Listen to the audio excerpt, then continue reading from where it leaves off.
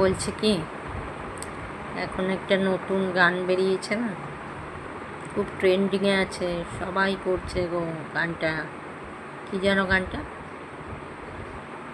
ওই যে কাজু বাদাম দিলে ভালো লাগে হালুয়া।